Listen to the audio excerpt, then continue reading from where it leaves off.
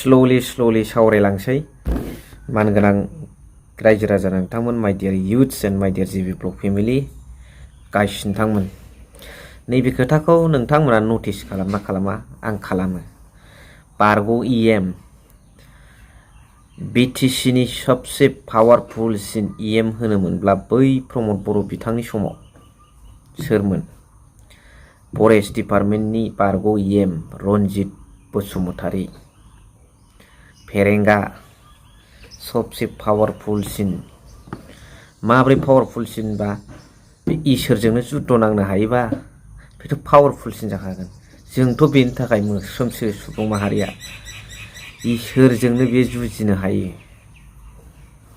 बाब बै समाव रावनिबो गाबनाय, रावनिबो मिनिनाय खुनु बेनाव डाजन्ट मेटार होननायफोर बादिसो।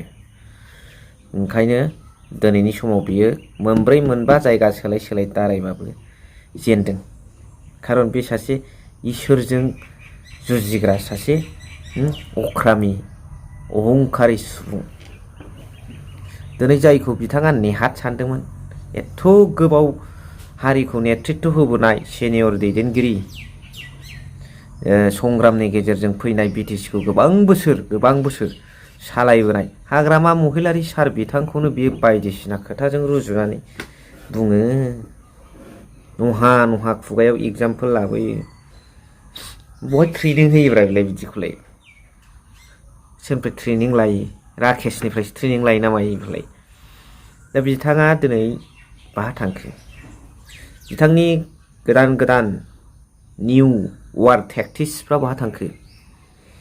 बिथांनि गोदान एटेक खालामनो बाहायनाय हाथियार माने गावग्राखौ होनाखै आं, टेकनिक्सफ्रा बहा थांखो? वार टेक्टिक्स होनो बेखौ। जुद्धनि खान्थि, पलिसि बेफोर बहा थांखो?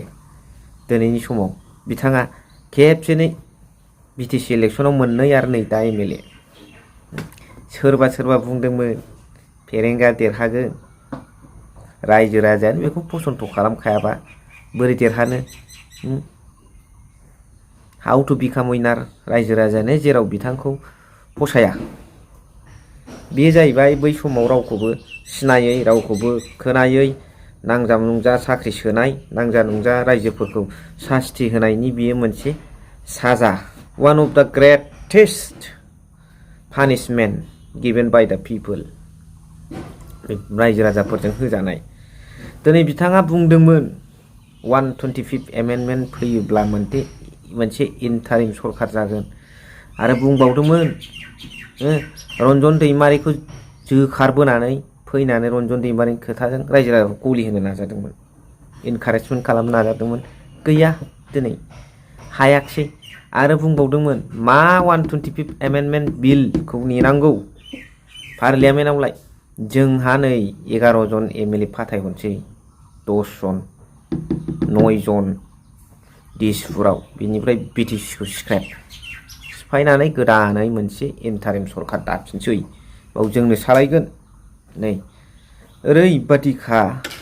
कभी ऐसा होता है क्या? सपने में भी नहीं होता है। ऐसा बात बोलने वाला लीडर को क्या कहते हैं? बोरो में प्रोवर्ब्स में क्या कहते हैं? कमेंट्स में जरूर बता दीजिए। जो फेरेंगा है आजकल उसको कोई भी नहीं जानता। और रास्ते से आएगा तो उसको रास्ता छोड़ने के लिए कोई भी नहीं बोलेगा।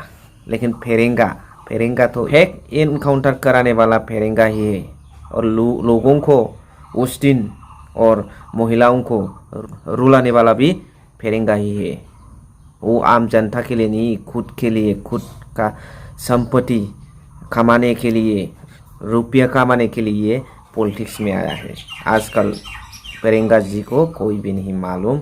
वो रास्ते से आएगा तो उसको हाई हेलो या वेलकम कोई भी नहीं बोलेगा। आजकल फेरेंगा जी को अगर वो रास्ते से आ रहा है तब भी आमना सामना हो गया, तब भी फेरेंगा जी को हाई हेलो आजकल कोई भी नहीं बोलेगा। याद रखो माय डियार जिबि ब्लग फेमिलिस। नंगौ बियो रावबो दिनैनि समाव बेखौ रायलायनाय नंला। मा सानो फेरेंगानि सायाव जरुर कमेन्ट्स हर रायजो राजाफोर। My dear Jibi blog families. Thank you for watching, love U.